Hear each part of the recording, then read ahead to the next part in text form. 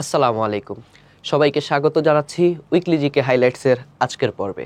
আজকে আমাদের পর্ব নাম্বার 36 এবং আজকে আমরা আলোচনা করব 28 আগস্ট 2025 থেকে 4 সেপ্টেম্বর 2025 এই সময়টাতে কোন কোন বিষয়গুলো ঘটে গেছে এবং কোন জিনিসগুলো আমাদের খুব ভালো করে জেনে রাখা প্রয়োজন।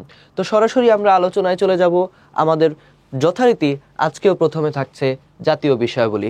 জাতীয় বিষয়াবলীর মধ্যে আমরা প্রথমে যে বিষয়টি দেখতে পাবো সেটি হচ্ছে স্বরাষ্ট্র মন্ত্রণালয়ের দুই বিভাগ আবার তারা একত্রিত হয়ে গেছে বা একীভূত হয়ে গেছে। এই যে স্বরাষ্ট্র মন্ত্রণালয়ের দুটি বিভাগ একত্রিত হয়ে যাবে, এটি নিয়ে কিন্তু গত বছর থেকেই একটি ঐকমত্য তৈরি হয়েছিল এবং ডিসিশন আগে থেকেই ছিল যে এটা একত্রিত হয়ে যাবে। কিন্তু আমরা দেখলাম যে গত যে সপ্তাহ রয়েছে সেখানেই এই জিনিসটি কার্যকর হয়েছে।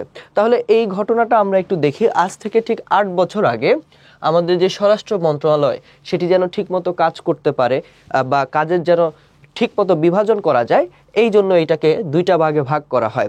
প্রথম ভাগ হচ্ছে জননিরাপত্তা এবং দ্বিতীয় ভাগ হচ্ছে সুরক্ষা সেবা বিভাগ। অর্থাৎ আমাদের স্বরাষ্ট্র মন্ত্রণালয়ের যে বিষয়টি ছিল সেটি দুটি ভাগে বিভক্ত ছিল। আমরা একটু দেখব যে আসলে কোন বিভাগের অধীনে কোন কোন সেবাগুলো ছিল। জননিরাপত্তা বিভাগের অধীনে ছিল পুলিশ অধিদপ্তর, বর্ডার গার্ড বাংলাদেশ, বাংলাদেশ আনসার ও গ্রাম প্রতিরক্ষা বাহিনী এবং কোস্ট গার্ড সহ। অর্থাৎ আমরা এখানে দেখতে পাচ্ছি যে যারা আইন শৃঙ্খলা নিয়ন্ত্রণের সাথে যুক্ত তারা কিন্তু জননিরাপত্তা বিভাগের অধীনে ছিল। আমরা বিভিন্ন সময় প্রশ্ন আসতে দেখেছি নিচের কোনটি স্বরাষ্ট্র মন্ত্রণালয়ের অধীনে। আর্মি, বিজিবি এবং এই ধরনের কিছু অপশন সেখানে দেওয়া থাকতো, নেভি। আমরা কিন্তু জানি যে এই যে বর্ডার গার্ড বাংলাদেশ, বিজিবি, এটি কিন্তু স্বরাষ্ট্র মন্ত্রণালয়ের অধীনে। আবার পুলিশ, আমাদের যে পুলিশের বাহিনী রয়েছে সেটিও কিন্তু স্বরাষ্ট্র মন্ত্রণালয়ের অধীনে। এই জিনিসগুলো আমরা একটু জেনে রাখতে পারি। আর সুরক্ষা সেবা বিভাগের অধীনে ছিল বহিরাগমন ও পাসপোর্ট অধিদপ্তর, কারা অধিদপ্তর, বাংলাদেশ ফায়ার সার্ভিস ও সিভিল ডিফেন্স অধিদপ্তর সহ মাদকদ্রব্য নিয়ন্ত্রণ অধিদপ্তর। অর্থাৎ যেই জায়গাগুলোতে মানুষের রিহ্যাবিলিটেশন হয়, মানুষ দেশ বিদেশে যাতায়াত করার যে বিষয়গুলো সেগুলো কিন্তু সুরক্ষা সেবা বিভাগের অধীনে ছিল। এখন এই দুইটি জিনিসই আসলে আবার একত্রিত হয়ে যাবে। স্বরাষ্ট্র মন্ত্রণালয় এখন একটি এন্টিটি হিসেবে আবার কাজ করা শুরু করবে। 2017 সালে এটি বিভাজিত হয়েছিল, 2025 সালে এসে এটি আবার একত্রিত হয়ে গেল। এরপরে আমরা যেটা আবার একটু গুরুত্ব দিয়ে দেখতে হবে, আমরা জানি যে জুলাই সনদ নিয়ে অনেক বেশি আলোচনা হচ্ছে। সেই সনদটি একবার একটি খসড়া তৈরি করা হয়েছে, তখনও আমরা জিকে হাইলাইটসে সেটি আলোচনা করেছিলাম। বর্তমান সময়ে যারা খসড়াটি তৈরি করেছেন বা যে ঐকমত্য কমিশন রয়েছে তারা বলছেন যে রাজনৈতিক দলগুলোর সাথে আলোচনার সাপেক্ষে এখানে কিছু পরিবর্তন আসবে। তো কোন পরিবর্তনগুলো আসবে আমরা একটু দেখি। জুলাই সনদ আমরা দেখছি যে আরও পরিবর্তন হচ্ছে।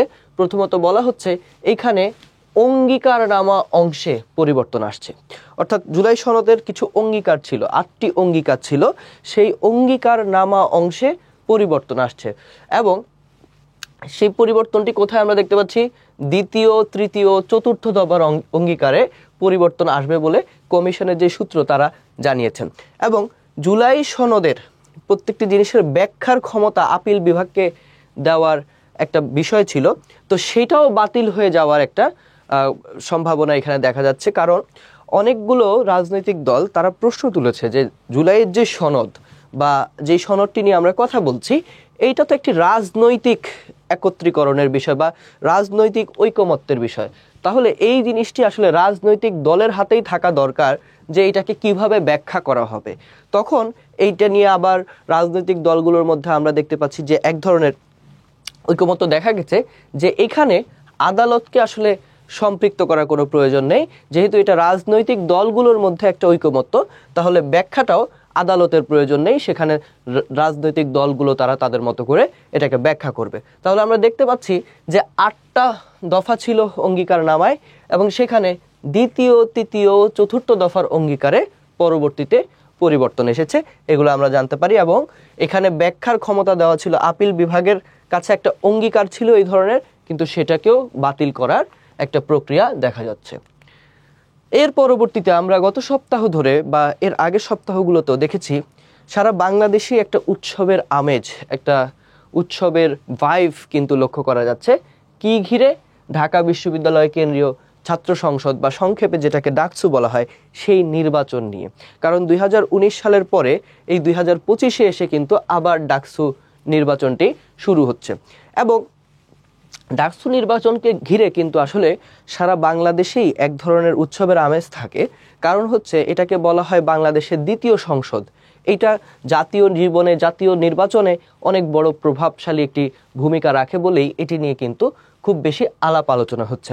এবং আমরা জানি যে ঢাকা বিশ্ববিদ্যালয় সহ অন্যান্য বিভিন্ন পরীক্ষায় ঢাকা বিশ্ববিদ্যালয়ের ইতিহাস থেকে কিন্তু প্রশ্ন এসে থাকে, কবে ঢাকা বিশ্ববিদ্যালয় প্রতিষ্ঠা হয়েছে বা প্রথম উপাচার্য কে ছিলেন, ঢাকা বিশ্ববিদ্যালয় নিয়ে বিভিন্ন টাইপের প্রশ্ন আমরা আসতে দেখি।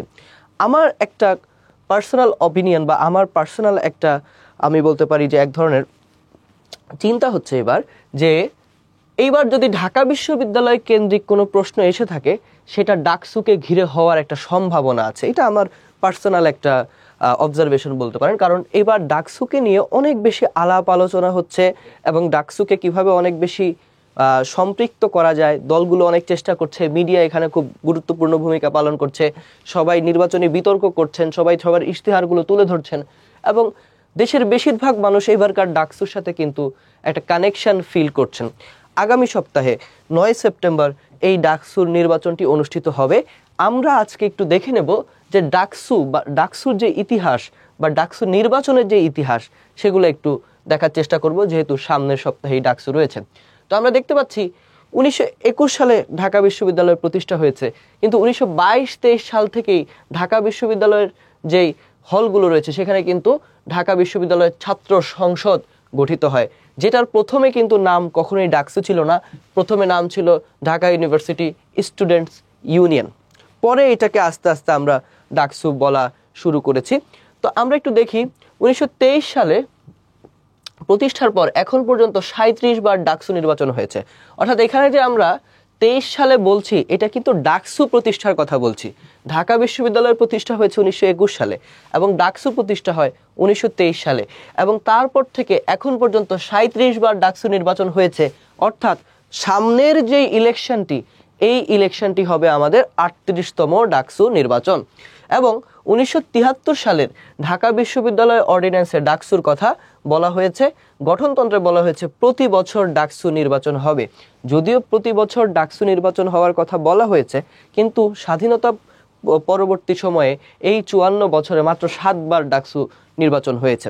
অর্থাৎ এই যে ডাকসুর যে প্রক্রিয়াটি, এটি বিভিন্ন সময়ে বিভিন্নভাবে থমকে গিয়েছিল। অনেক বছর পর এখন আমরা 2019-এর পর 2025-এ দাঁড়িয়ে একটা জমজমাট ডাকসু আমরা দেখতে পাচ্ছি। এই কারণে ডাকসুর ইতিহাস, কে নির্বাচিত হচ্ছেন, এই জিনিসগুলো খুব গুরুত্বপূর্ণ হয়ে উঠবে বলে আমি আশা করি। আমরা ডাকসু সম্পর্কে এবার খুব ভালোভাবে জেনে রাখবো। এর পরবর্তী ঘটনায় যদি আমরা চলে যাই, আমরা এখানে দেখতে পাচ্ছি এশিয়ার শীর্ষ 100 স্টার্টআপে পাঠাও ও সম্ভব। পাঠাও এবং সম্ভব বাংলাদেশের দুটি স্টার্টআপ প্রতিষ্ঠান, তারা এশিয়ার শীর্ষ 100 স্টার্টআপে জায়গা করে নিয়েছে। কথা হচ্ছে এই যে 100 স্টার্টআপের যে লিস্টটি, সেই লিস্টটি তৈরি করেছে কে? আমরা এখানে দেখতে পাচ্ছি ফোর্বসের কথা লেখা আছে। আমরা জানি ফোর্বস হচ্ছে আমেরিকার একটি গুরুত্বপূর্ণ ব্যবসা সাময়িকী বা বিজনেস ম্যাগাজিন। যদিও এটির মালিকানা বা যারা এটিকে ওন করেন সেই প্রতিষ্ঠানটি হংকং থেকে পরিচালিত হয় এবং ফোর্বস 1917 সালে প্রতিষ্ঠা হয়। তারা প্রতি বছর বিভিন্ন লিস্ট করে থাকে, বিভিন্ন তালিকা তৈরি করে থাকে যে সবচেয়ে শক্তিশালীকে বা সবচেয়ে ক্ষমতাধর ব্যক্তিকে, এই ধরনের তালিকা তারা করে। সবচেয়ে ধনী ব্যক্তিকে এই ধরনের তালিকা করে। বিভিন্ন অঞ্চলের প্রতিষ্ঠানগুলোকে নিয়ে তারা তালিকা করে থাকে। আমরা দেখেছি গত সপ্তাহে তারা এশিয়ার 100 স্টার্টআপের একটি তালিকা প্রকাশ করেছে, যেখানে বাংলাদেশের 2টি স্টার্টআপ জায়গা পেয়েছে। এর মধ্যে একটি হচ্ছে পাঠাও আর একটি হচ্ছে সম্ভব। আমরা এটাকে একটু ডিটেলসে দেখার চেষ্টা করি। এই যে তালিকাটি তৈরি করা হয়েছে, এই তালিকায় এশিয়ার মধ্যে সবচেয়ে বেশি স্থান পেয়েছে ভারতীয় স্টার্টআপগুলো। অর্থাৎ ভারতের যে একটা স্টার্টআপের সম্ভাবনা বা ভারতের যে এন্টারপ্রেনারশিপের একটা বুম দেখা যাচ্ছে, সেটি এই তালিকায় উঠে এসেছে। ভারতের যে স্টার্টআপ রয়েছে তার মধ্য থেকে 18টি এই তালিকায় স্থান পেয়েছে, বাংলাদেশ থেকে পেয়েছে মাত্র 2টি। সেই 2টির মধ্যেও আমরা একটু দেখি যে বাংলাদেশের এই যে কনজিউমার টেকনোলজি বা ভোক্তা প্রযুক্তি শ্রেণীতে তালিকায় স্থান পেয়েছে পাঠাও। আমরা সবাই মোটামুটি পাঠাও সম্পর্কে জানি। এটা প্রথম দিকে একটা রাইড শেয়ারিং সেবা হিসেবে চালু হয়েছে।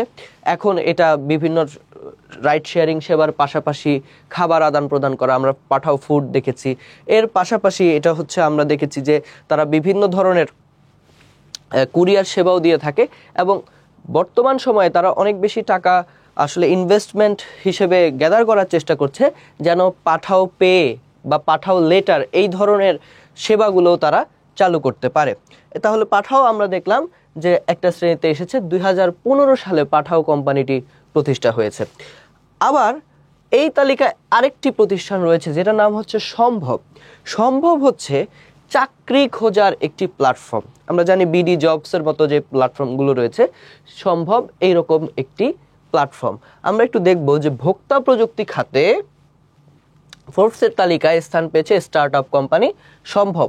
সম্ভব বাংলাদেশের মানুষকে দক্ষতা ও লক্ষ্য অনুযায়ী উপযুক্ত চাকরি খুঁজে পেতে সাহায্য করছে। অর্থাৎ এই দুইটা স্টার্টআপ তারা বর্তমান সময়ে বাংলাদেশে ভালো করছে, এইটাকে কিন্তু ফোর্বস তাদের তালিকায় স্থান দিয়েছে। আমরা আশা করব সামনের দিনগুলোতে বাংলাদেশ থেকে আরো বেশি বেশি স্টার্টআপ ফোর্বসের তালিকায় তারা তার জায়গা করে নেবে। এর পরবর্তীতে আমাদের জন্য একটা শোচনীয় বা দুঃখজনক খবর আমরা বলতে পারি। আমরা দেখব air quality life index AQLI, এইটা তাদের একটা তালিকা প্রকাশ করেছে বিশ্বের বিভিন্ন দেশের এয়ার কোয়ালিটি কেমন, অর্থাৎ বায়ু দূষণের মাত্রাগুলো সেখানে কেমন, বায়ু কীরকম। 2025 সালের এই ইন্ডেক্সটি প্রকাশিত হয়েছে গত সপ্তাহে। সেখানে দেখা গেল বায়ু দূষণের কারণে বাংলাদেশের মানুষের আয়ু গড়ে 5.5 বছর করে কমছে।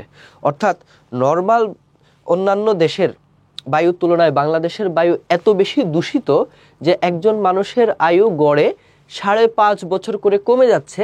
কারণ আমরা যে বাতাসটা ইনহেল করছি সেটা ভালো বাতাস না, সেটা সুন্দর ভালো বাতাস নয়, এবং সেটা স্বাস্থ্যের জন্য অনেক বেশি ক্ষতিকর। ফলে আমরা দীর্ঘদিন ধরে এই ধরনের বাতাস ইনহেল করার কারণে যেটা আমাদের বিভিন্ন ধরনের লাংস, তারপরে আদার যেই অর্গানগুলো আছে সেই অর্গানগুলোতে ঝামেলা তৈরি হচ্ছে, মানুষ আস্তে আস্তে করে তার বয়সটি কমছে, তার গড় আয়ু কমে যাচ্ছে। 1 বছর 2 বছর নয়, বরং 5.5 বছর করে মানুষের গড় আয়ু কমে যাচ্ছে। আরও দুঃখজনক বিষয় হচ্ছে প্রতিবেদন অনুযায়ী বাংলাদেশ বিশ্বের সবচেয়ে দূষিত দেশ। আমার এক বন্ধু, সে কিছুদিন আগে অস্ট্রেলিয়া গিয়েছে, তো তার সাথে আমার কিছুদিন আগেই কথা হচ্ছিল। তখন আমরা বিভিন্ন ধরনের স্ট্রাগল নিয়ে আলোচনা করছিলাম দেশে এবং দেশের বাইরে।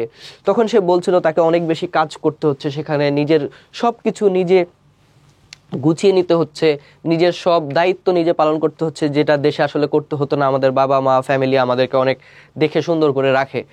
কিন্তু সব শেষ কথা সে যখন বলল, সে বলল যে অস্ট্রেলিয়াতে বাতাসটা এত সুন্দর, তোমার কাছে মনে হবে তুমি মন খুলে বাতাস নিতে পারছো, তোমার কাছে মনে হবে তুমি খুব সুন্দর একটা জীবন যাপন করছো। তো ব্যাপারটা আসলে এখানে এই ইন্ডেক্সের মধ্যে একদম ফুটে উঠছে। আমরা দেখতে পাচ্ছি বাংলাদেশ বিশ্বের সবচেয়ে দূষিত দেশ। এখানে যে বাতাসটা আমরা ইনহেল করে থাকি সেটাই আসলে দূষিত, এবং সেটার কারণেই প্রতি মুহূর্তে কোনো রোগ ব্যাধি না থাকা সত্ত্বেও আমাদের গড় আয়ু কমছে, এবং কমতে কমতে সেটা 5.5 বছরে গিয়ে ঠেকেছে।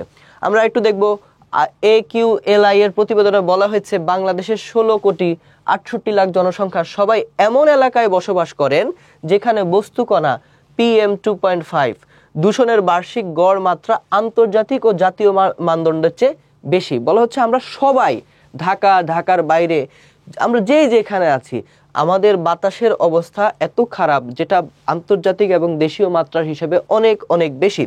এমনকি সবচেয়ে কম দূষিত শহর বলা হয়েছে সেখানে লালমনিরহাটকে।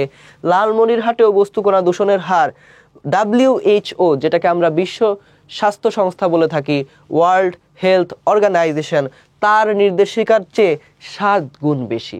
অর্থাৎ WHO বাতাসের যেই সুন্দর বাতাসের যে নির্দেশনা দিয়েছে, মাপ দিয়েছে, সেটার থেকেও 7 গুণ বেশি দূষিত বাতাস হচ্ছে আমাদের মধ্যে সবচেয়ে ভালো যে জায়গা লালমনিরহাট, সেখানে।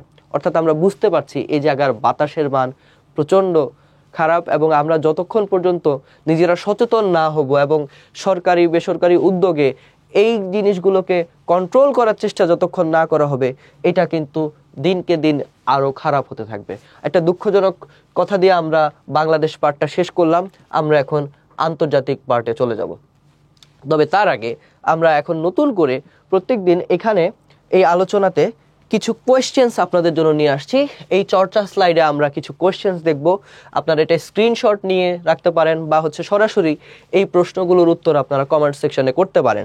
প্রথম প্রশ্ন হচ্ছে নোট অফ ডিসেন্ট কি? এটা আমাদের জুলাই সনদের সাথে সম্পৃক্ত। নোট অফ ডিসেন্ট কি, এটি সম্পর্কে আপনার ধারণা কি আমাদেরকে জানাবেন। স্বাধীনতার পর কত সালে প্রথম ডাকসু নির্বাচন হয়? অর্থাৎ ৭১ সালে আমরা যখন স্বাধীন হই, এর পরবর্তী সময়ে ডাকসুর নির্বাচন কত সালে হয়ে থাকে, সেই প্রশ্নের উত্তরটি দিবেন। পাঠাও প্রতিষ্ঠা হয় কত সালে? আজকের আলোচনাতেই আমি এটি বলে দিয়েছি, চাইলে সেখান থেকেও জেনে নিতে পারেন। কত সালে স্বরাষ্ট্র মন্ত্রণালয়কে পৃথক করা হয়? এইটারও একটা হিন্ট আজকের আলোচনায় আমি দিয়েছি। আশা করি আপনারা 4টা প্রশ্নেরই উত্তর প্রদান করতে পারবেন। আপনাদের উত্তরের আশায় রইলাম। এইবারে আমরা যেটা দেখব সেটা হচ্ছে আন্তর্জাতিক বিষয়াবলী।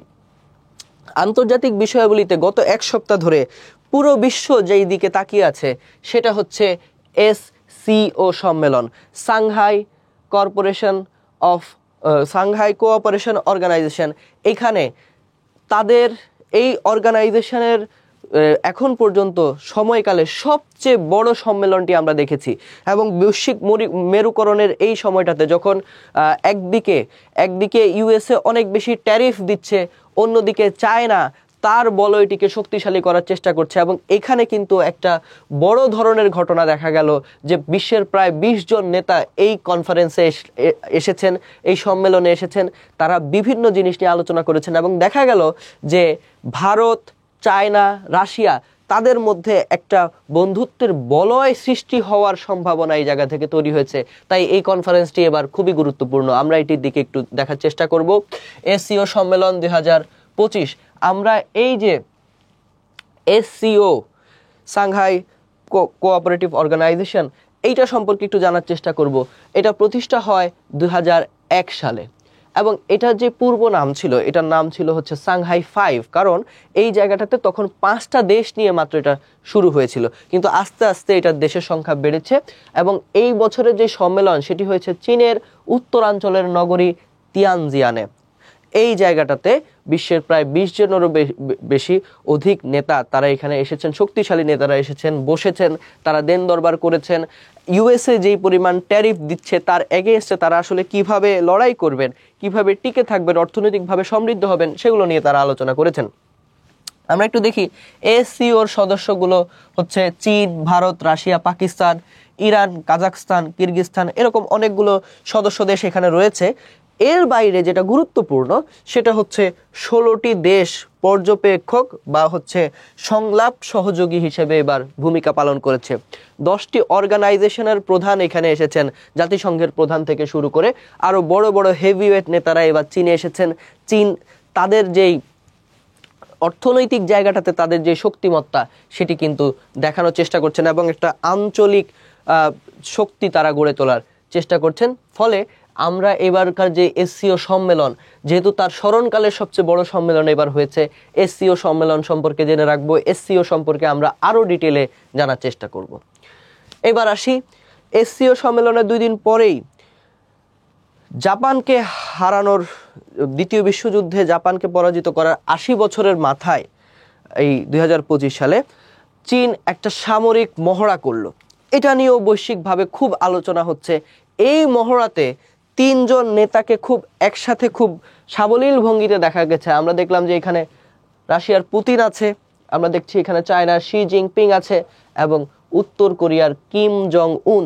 তারা এক জায়গায় এক ধরনের একটা সম্মিলিত অংশগ্রহণ আমরা দেখতে পেরেছি, এবং চীনের তিয়ান আনমেন স্কয়ারে চীনের যে সামরিক শক্তিমত্তা সেটি কিন্তু প্রদর্শন করা হয়েছে। এবং লাল গালিচাতে আমরা দেখতে পাচ্ছি 3 জন যে বড় বড় নেতা তারা একসাথে এই প্যারেড দেখেছেন, এবং এটা কিন্তু বিশ্বের কাছে একটা অনেক বড় এক ধরনের, আমরা বলতে পারি যে একটা আভাস কিন্তু দিচ্ছে যে চীনের আসলে শক্তিমত্তা কোথায়, তারা কত শক্তিশালী এবং তারা যে একটা অ্যালায়েন্স গড়ে তুলতে পারে এই ধরনের একটা সম্ভাবনা এখানে দেখা যাচ্ছে। তো আমরা দেখব দ্বিতীয় বিশ্বযুদ্ধে জাপানের যে আনুষ্ঠানিক আত্মসমর্পণের দিন, এটাকে সাড়ম্বর ভরে চায়না কিন্তু উদযাপন করেছে।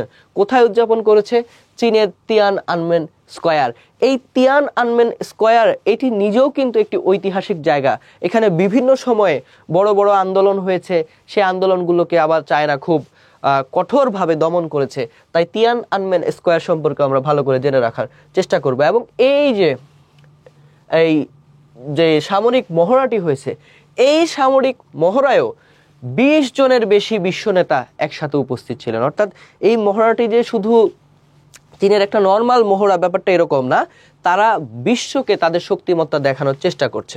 আমরা আরেকটু দেখব যে চীনের তিয়ানজিন শহরে বিশ্বের 20টি দেশের নেতাদের সাথে সাংহাই সহযোগিতা সংস্থা, যেটাকে আমরা গত স্লাইডেই দেখলাম, SCO সম্মেলন শেষ হয় গত সোমবার। অর্থাৎ এই গত সোমবারেই আমরা দেখেছি 2 দিনের এই সম্মেলনটা শেষ হয়েছে। তার একদিন পর গ্যাপ দিয়েই আমরা চায়নাকে দেখলাম যে বিশাল এক সামরিক মহড়া তারা করেছে। তাহলে এই রাষ্ট্রগুলো, বিশেষ করে চায়না, এবার যে কোনো পরীক্ষার জন্য গুরুত্বপূর্ণ হয়ে যাবে। চায়নার বর্তমান যে পলিসিগুলো সেগুলো গুরুত্বপূর্ণ হয়ে যাবে। চায়না কোথায় কোথায় আসলে তার সাম্রাজ্য বিস্তার করছে, কোন কোন সংস্থাকে সে প্যাট্রন করছে, এগুলো আমাদের জন্য এবার খুবই গুরুত্বপূর্ণ হবে। আমরা তারপর আরেকটি গুরুত্বপূর্ণ ঘটনা দেখব, সেটা হচ্ছে জাতিসংঘে একটা কাউন্সিল তৈরি করা হচ্ছে। বর্তমান সময়ে আমরা দেখছি AI বা কৃত্রিম বুদ্ধিমত্তা নিয়ে অনেক ধরনের সমস্যা সৃষ্টি হচ্ছে, অনেক ধরনের চ্যালেঞ্জ সৃষ্টি হচ্ছে, যেগুলো আগে পৃথিবী দেখেনি। এই কারণে জাতিসংঘে বৈশ্বিক AI উপদেষ্টা পরিষদ গঠন করা হয়েছে। অর্থাৎ AI কি ধরনের ব্যবহার হবে, AI কে কতটুকু মাত্রায় ব্যবহার করা যাবে, কোন কোন ক্ষেত্রে ব্যবহার করা যাবে, বিধ্বংসী কাজে করা যাবে কি যাবে না, হ্যাঁ, এই যে বিষয়গুলো, এগুলো ডিসাইড করার জন্য 3 বছরের জন্য 40 সদস্যের একটা পরিষদ করা হবে, যেটাকে বলা হবে জাতিসংঘের AI উপদেষ্টা পরিষদ। তারা AI গাইডলাইন তৈরি করবেন। এই ধরনের একটা নীতি ঐক্যে জাতিসংঘের সব স্টেক হোল্ডার তারা পৌঁছাতে পেরেছেন। অর্থাৎ AI উপদেষ্টা পরিষদ গঠন করা হবে এবং এটার জন্য 40 জন সদস্যকে খুঁজে নেবেন জাতিসংঘের যিনি প্রধান, অ্যান্তোনিও গুতেরেস। তো এখনো এই যে কমিটি এখনো গঠন হয় নাই, কিন্তু নৈতিকভাবে সবাই এক নীতিগত সিদ্ধান্তে এসেছেন যে এরকম একটা কমিটি গঠন করা দরকার, যেন দেশগুলো আসলে AI সাথে কিভাবে ডিল করবে সেটা ঠিক করতে পারে। আমরা একটু সামনের দিকে যাব। একটা কথা বলা হয়ে থাকে বিপ্লব সংগ্রামক, এবং আমরা দেখেছি শ্রীলঙ্কায় রাষ্ট্রপতির বাসায় ঢুকে গিয়ে বিপ্লব সম্পন্ন করা হয়েছে, সেটার একটা হাওয়া কিন্তু আমরা বাংলাদেশে দেখেছি। এবং বর্তমান সময়ে ইন্দোনেশিয়ায় সেই হাওয়াটা দেখা যাচ্ছে। তারা পার্লামেন্টে ঢুকে পার্লামেন্টারিয়ানদের যেই বাসা, সেই বাসাগুলোতে ঢুকে তাদেরকে বিতাড়িত করছেন এবং তাদের যেই জাঁকজমকপূর্ণ জীবন এবং জনগণকে বাদ দিয়ে নিজেদের বিলাসিতা, এগুলোর বিরুদ্ধে কিন্তু ইন্দোনেশিয়ার মানুষ এখন আন্দোলন করছে। পুরো ঘটনাটাকে আমরা একটু দেখার চেষ্টা করব। ইন্দোনেশিয়ায় শিক্ষার্থীদের পার্লামেন্ট ঘেরাও। আমরা দেখছি বর্তমান সময়ে বেশিরভাগ ক্ষেত্রে আন্দোলনগুলোতে কিন্তু ফ্রন্ট লাইনে শিক্ষার্থীরা থাকছে, যুব সমাজ থাকছে, যাদেরকে জেনজি বলা হচ্ছে, তারা থাকছে। ইন্দোনেশিয়ার যিনি প্রেসিডেন্ট বর্তমানে, ওনার নাম হচ্ছে প্রেসিডেন্ট প্রাবো সুবিয়ান্তো খুব বেশি দিন আগে প্রেসিডেন্ট হয়নি, গত বছর তিনি প্রেসিডেন্ট নির্বাচিত হয়েছেন। এবং এই প্রেসিডেন্ট নির্বাচিত হওয়ার ক্ষেত্রে তিনি যাদেরকে সবচেয়ে বেশি আকর্ষণ করেছিলেন, তারা কিন্তু হচ্ছে এই যারা জেনজি বা যারা আপনার শিক্ষার্থী বা ইয়াং জেনারেশন যারা, তাদেরকে উনি বেশি আকর্ষণ করেছিলেন। তিনি টিকটকের মাধ্যমে তাদের কাছে পৌঁছানোর চেষ্টা করেছিলেন, তাদের জন্যই কাজ করবেন বলে তিনি বিভিন্ন ধরনের প্রত্যাশা তৈরি করেছিলেন। কিন্তু যখন ইন্দোনেশিয়ায় তিনি ক্ষমতায় গেলেন, তারপর দেখা গেল যে তার যে মন্ত্রীরা রয়েছেন, তার যে এমপিরা রয়েছেন, তাদের জীবনযাপন খুব ল্যাভিশ, খুবই বিলাসবহুল, এবং একজন সাধারণ মানুষ যেই পরিমাণ অর্থ কামায় তার থেকে কয়েকশো গুণ তাদের বেতন। তারপরেও কিছু মাস আগে তাদের বেতন আবার বৃদ্ধি করা হয়েছে। তখন মানুষ আস্তে আস্তে ক্ষোভে ফুঁসে উঠল। এখান থেকেই সূচনা যে তারা আসলে সাধারণ মানুষ তাদের অধিকার চায়, কিন্তু অন্যদিকে রাজনৈতিক নেতারা খুব ল্যাভিশ লাইফ লিড করছেন। তো এখান থেকেই ইন্দোনেশিয়ার এই যে ক্ষোভের যাত্রা, আমরা একটু দেখি। জীবনযাত্রার ব্যয় বৃদ্ধি ও এমপিদের জন্য বিলাসবহুল সুযোগ সুবিধার বিরুদ্ধে ইন্দোনেশিয়ায় 2 সপ্তাহ আগে ছাত্র, শ্রমিক ও অধিকার গোষ্ঠীর নেতৃত্বে বিক্ষোভ শুরু হয়। মানে ঘটনাটা 2 সপ্তাহ আগে থেকে আস্তে আস্তে ক্ষোভটা দানা বাঁধছিল, যে যেখানে সাধারণ মানুষ খেতে পারছে না সেখানে বিলাসবহুল জীবনযাপন করছে এমপিরা। এটা জাস্ট বিক্ষোভেই সীমাবদ্ধ ছিল 2 সপ্তাহ ধরে। তারপর একটা ঘটনা ঘটলো। ঘটনাটা কি? গত বৃহস্পতিবার অর্থাৎ 28 অগস্ট বিক্ষোভ দমনের সময় পুলিশের গাড়ি চাপায় 21 বছর বয়সী এক রাইড শেয়ার চালক নিহত হন। একজন ফুড ডেলিভারি ম্যান, তিনি পুলিশের গাড়ি চাপায় নিহত হয়ে যান। এই জায়গা থেকে বিক্ষোভটা আরো বেশি করে বাড়তে শুরু করে এবং বিক্ষোভ যখন তার নাগালের বাইরে চলে যাচ্ছেন, তখন প্রেসিডেন্ট প্রাবোও সুবিয়ান্তে তিনি পুলিশ ক্র্যাকডাউন শুরু করলেন এবং এখন পর্যন্ত ইন্দোনেশিয়াতে 10 জন মানুষ বিক্ষোভে, এই যে সংঘর্ষে হতাহতরা নিহত হয়েছেন। 10 জন মানুষ এখন পর্যন্ত মারা গিয়েছেন। অর্থাৎ দিনকে দিন এটা একটু বেড়েই যাচ্ছে। এরপরে কিন্তু দেশ জুড়ে পরিস্থিতি সহিংস হয়ে ওঠে এবং বর্তমান সময়ে সবাই পার্লামেন্ট ঘেরাও করছে। তাদের চাওয়া হচ্ছে প্রেসিডেন্ট প্রাবোও সুবিয়ান্তে তিনি যেন রিজাইন করেন। প্রাবোও সুবিয়ান্তে অলরেডি যেটা করেছেন, যে বিলাসবহুল জীবন, তারপরে হচ্ছে এমপিদের বাইরে যাওয়ার উপরে উনি নিষেধাজ্ঞা দিয়েছেন। উনি বলেছেন যারা গাড়ি চাপা দিয়ে মেরেছে এই 21 বছর বয়সী রাইড শেয়ার চালককে, তাদের বিরুদ্ধে ব্যবস্থা নেওয়া হবে। তিনি বারবার জাতির সামনে ভাষণ দিচ্ছেন, কিন্তু কেউ তার কথা একসেপ্ট করছেন না, কারণ অলরেডি তাদের মধ্যে একটা অবিশ্বাসের জায়গা তৈরি হয়েছে। আমরা সামনের দিনগুলোতে দেখতে পারি যে আসলে ইন্দোনেশিয়ার ভবিষ্যৎ কোন দিকে যাবে। ইন্দোনেশিয়ার এই পরিস্থিতি আমাদের জন্য জেনে রাখা এবার গুরুত্বপূর্ণ হবে। তাহলে আমরা এখানেও কিছু প্রশ্ন আপনাদের জন্য নিয়ে এসেছি। প্রথম হচ্ছে, মেঘবর্তী সুকর্ণপুত্রী কত সালে ইন্দোনেশিয়ার প্রেসিডেন্ট নির্বাচিত হয়েছিলেন? অর্থাৎ ইন্দোনেশিয়ার হিস্ট্রি থেকে একটা কোশ্চেন এখানে দেওয়া হয়েছে। আরেকটা হচ্ছে তিয়ান আনমেন শব্দের অর্থ কি? আমরা তিয়ান আনমেন স্কোয়ার নিয়ে অনেক আলোচনা করেছি। এখানে অনেক বিদ্রোহ হয়েছে, সেই বিদ্রোহগুলোকে কঠিনভাবে দমন করা হয়েছে, সেগুলো নিয়ে আমরা আলোচনা করেছি। কিন্তু তিয়ান আনমেন শব্দের অর্থ কি সেটা আমি আপনাদের কাছে জানতে চাবো। এবং এরই মধ্যে আজকের যে জিকে হাইলাইটস, এই পর্বটি আমাদের সমাপ্ত হলো। আশা করি এই জিকে হাইলাইটস থেকে আপনারা উপকৃত হবেন এবং সামনের দিনগুলোতে আমাদের এই যে প্রোগ্রাম, এটির সাথে আপনারা থাকবেন। আগামী সপ্তাহে আপনাদের সাথে আবার দেখা হবে, সেই প্রত্যাশায় আজকের আলোচনা এখানেই শেষ করছি। আপনারা সবাই নিজেদের যত্ন রাখবেন। আপনাদের সবাইকে আল্লাহ হাফেজ।